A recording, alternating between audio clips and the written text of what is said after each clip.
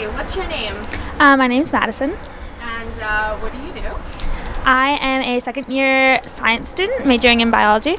Okay, and what university do you go to? I go to Western University. In terms of outdoors and the lighting there, during the daytime, the person was outside, and the angle that the light was reflecting was directly on their face.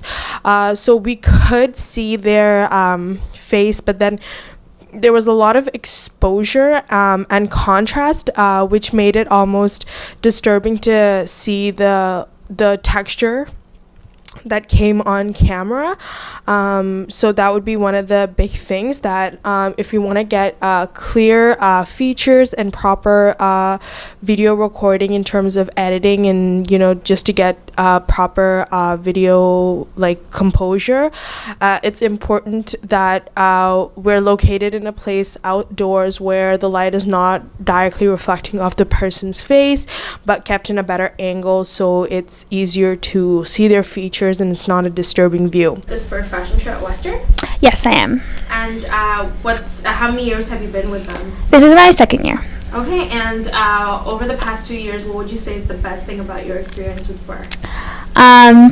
Honestly, apart from just The indoor lighting is very interesting because even though it's in daylight, it doesn't have enough light reflecting on the person's face.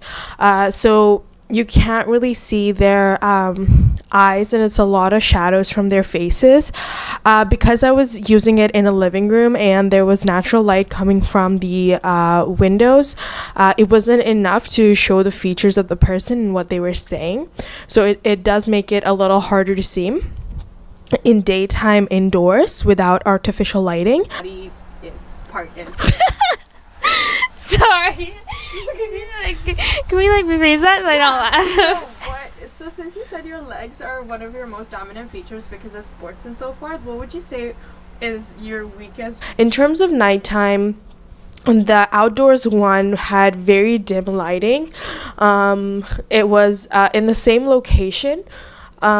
And one of the things that was problematic was, even though you were able to hear what the person was saying, you couldn't really see who they were.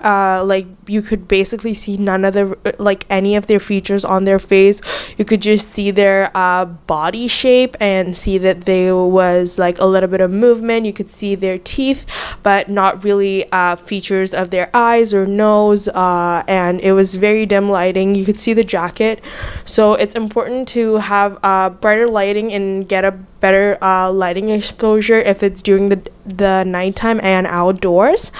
4 to 5 days a week, because I know that's the amount that I should if I want my body to recover, but sometimes it'll be closer to 6 and sometimes even 3, depending on just how busy I am with school and stuff. So What are some of your favorite things? In terms of indoors and nighttime, I think out of all the 4 that I've done would have had the best lighting and texture in terms of how it produced onto the camera.